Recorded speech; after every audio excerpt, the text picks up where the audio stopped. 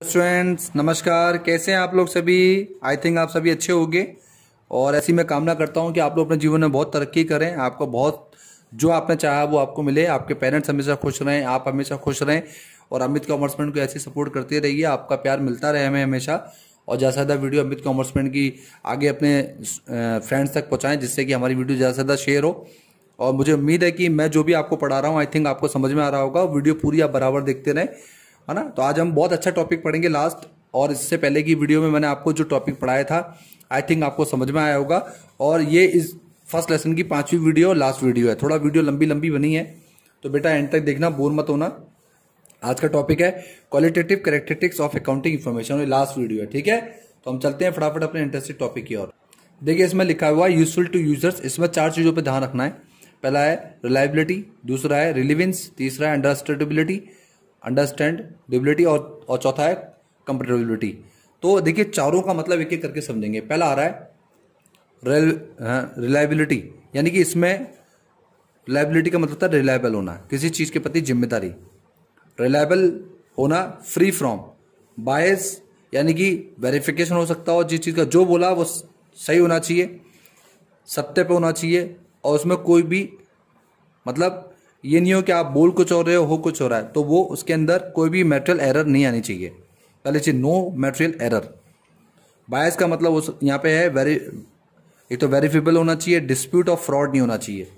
किसी भी तरीके से उसमें कोई भी चीज अगर आपने बोली है तो वो गलत नहीं होनी चाहिए। ये रिलायबल तरीके से बिजनेस में देखा जाता है कि बिजनेस एक्टिविटीज के अंदर सबसे पहले, यानी बिजनेस के अंदर जो भी चीज आप accounting information must be reliable and reliability of the information means it is a verifiable and free from bias and material. ना तो उसमें कोई मटेरियल एरर होनी चाहिए, ठीक है, नो मटेरियल एरर।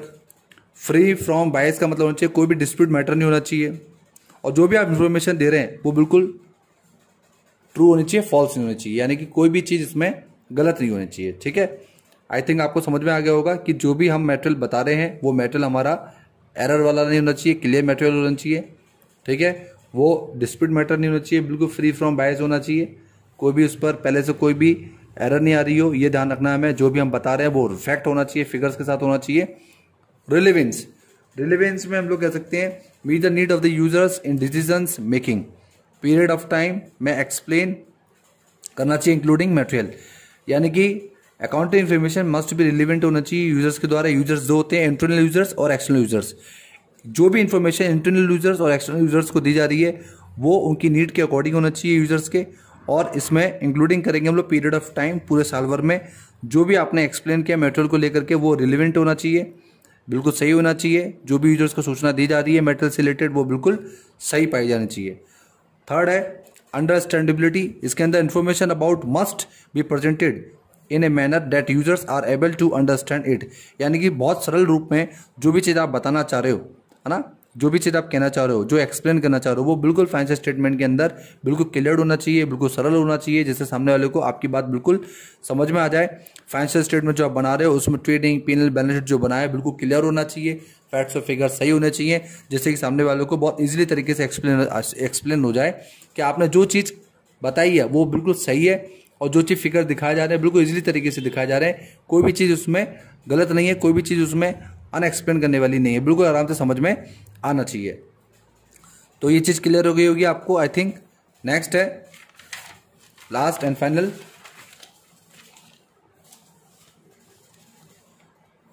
कंपेरेबिलिटी। इसमें user should be able to compare accounting information of firm enterprise. हर एक फर्म अपने लास्ट और प्रेजेंट और फ्यूचर के जो भी उसके प्रॉफिट और लॉस होते हैं उसको कंपेयर करती है, अपने आप से भी करती है और अदर फर्म से भी करती है। तो यहाँ ध्यान देने वाली बात यह है कि आप जो भी प्रॉफिट कमा रहे हैं, जो भी आपको लॉस हो रहा है, जो भी आपकी फाइनेंशियल पोजीशन है, आप एक तो फर्म टू फर्म अपनी फर्म से करोगे, अपने आप से ही मैच करोगे कि आपने लास्ट में कितना कमाया और इस साल कितना कमाया तो ज़्यादा कितना कमाया और कम कितना कमाया।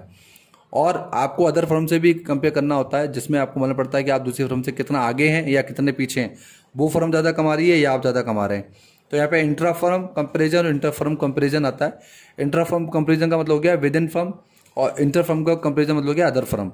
तो inter firm within firm का मतलब तो पहला वाला जो मैंने बनाया है one firm to second firm, यानी कि ये इन्हीं की फर्म है जिसके अंदर आपने एक फर्म का दूसरे फर्म से क्या करा है, कंपेरिजन करा है। जैसे मान लीजिए 2018 में इस फर्म को 10,000 का प्रॉफिट होता है और दोबारा इसी फर्म को अगर मान लीजिए 9,000 रुपये का प्रॉफिट होता है तो ये फर्म 1,000 रुपये का कम प्रॉफिट कर रही है। तो ये कंपेयर कर रही है अपने आप को लास्ट से। तो यानी कि पास्ट, प्रेजेंट और फ्यूचर में फर्म टू फर्म कंपेयर होना, अपनी फर्म से कंपेयर करना।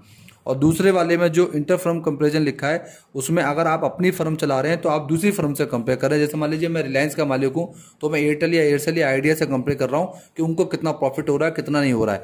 और पहले वाले में रिलायंस खुद से ही कंपेयर कर रहा है कि उसने लास्ट में कितना टर्नओवर किया और इस साल उसने कितना टर्नओवर किया, कितना प्रॉफिट उसने गेन किया। तो यहाँ पे ध्यान रखना है कि एक फर्म अगर दूसरी फर्म से कंपेयर करती है तो 3 चीजों पर करती है, पास्ट, प्रेजेंट और फ्यूचर।